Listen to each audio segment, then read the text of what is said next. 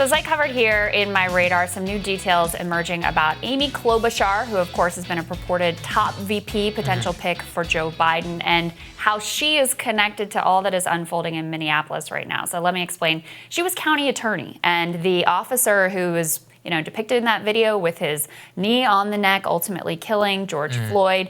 He has been cited by civilians. Civilians complained about him before. He was involved in other police shootings before. And it was Amy Klobuchar in her position who decided not to press charges against him in the past, which left him on the street to be involved in this incident. So what are the political ramifications of this? Of course, the political ramifications are not the most important thing. The most important thing is the dynamic of power, is what's unfolding on the streets right now. But Dave Wasserman made a really pretty interesting point about the political piece of this, which is fairly obvious. Amy Klobuchar is off the list now in terms of VP, but also impossible to ignore the undercurrent of distrust among young Black progressive activists towards Kamala Harris.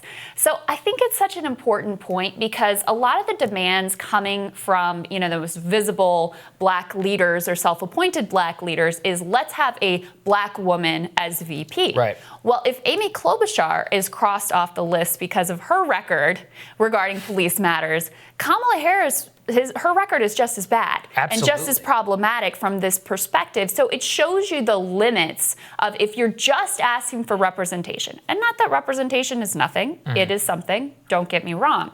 But if you are only asking for representation, you are completely abandoning the policy field upon which actual change could happen. It's such an incredibly foolish way to look at it. And this is another story that we've been tracking is that this came out yesterday. Stan Greenberg, who's a pollster for the Biden campaign, made this big presentation. He says, Joe, your biggest problem is that young people and especially young minorities are not enthusiastic about your campaign. So you need to pick a progressive like Elizabeth Warren. And I was like, yes, you correct. Had me there. You were right. Elizabeth. No. Got it. Okay. I was like, what went wrong here? Because how did she do among progressive young people and people of color in the primary? This is the crazy. This guy gets paid so much money to do polling. And I can sit here and read a public poll, not even public poll. I can sit here and read South Carolina election results and tell you who won young Black voters. His name is Bernie Sanders, a 78-year-old white man. Why is that so hard to understand about why that would happen? And so Dave's point is very, very on the money, which is that Amy Klobuchar and Kamala Harris, much of the people that Joe is considering, do not have the credentials or the trust of young people, as well as young Black people, young Hispanic people, but young people broadly, that the Sanders campaign did. And this isn't even a matter of ideology. This is just like, how do you not know how to read a poll? Kamala dropped out of the race before even getting to Iowa, not because of white voters largely. Right. It was because minority voters, and especially young voters, decided to go with Bernie Sanders, and older minority voters decided to go with Joe Biden.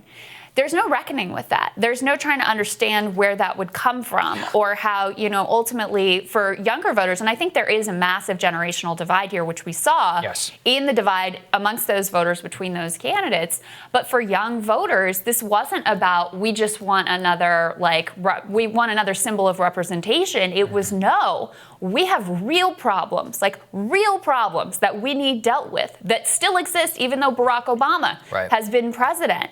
And so just having representation is no longer enough. That is not going to suffice. And yet that understanding has always been really absent from the media coverage, from the pundits who tend to look at this. I mean, you see the analysis. You remember at the very beginning of the primary, the analysis from Saliza, and Kamala was going to be number one and Corey was up there. And the whole thing was because, you check this identity box, ergo people who share that identity are going to back you. That's not what happened because people looked partly at her, total lack of any sort of coherent policy vision, her running away from Medicare for all, but also her record as what she calls a progressive prosecutor, which many would beg to differ, was part of what was an issue for her in the Black community as well, and with young people in particular. So I think it's a really interesting point. If you were to jump from, I do think this makes it pretty hard for Amy Klobuchar to be picked. Oh, yeah. And she was at the top of the list. And I think she was going to get picked. I really do. But if you switch from Amy because of her bad record as a prosecutor to Kamala, who also has a similarly bad record as a prosecutor, How does that make any sense? Hey, they're going to pick Elizabeth Warren. I'm sure a lot of the young progressive people of color who didn't vote for her will be very excited about that. So. But, they'll lock down the upper middle class white liberal vote. So I think they already have that locked down. All right, next week on Rising, The Intercept's DC Bureau Chief Ryan Grimm is going to join us with his news analysis. We are also going to have journalist Zed Jelani with his thoughts. Always great to hear from him. Remember to like and share so others can find our show. And, of course, subscribe so you never miss a video. Stay safe out there, everyone. We appreciate you all. Have a great weekend. See you guys.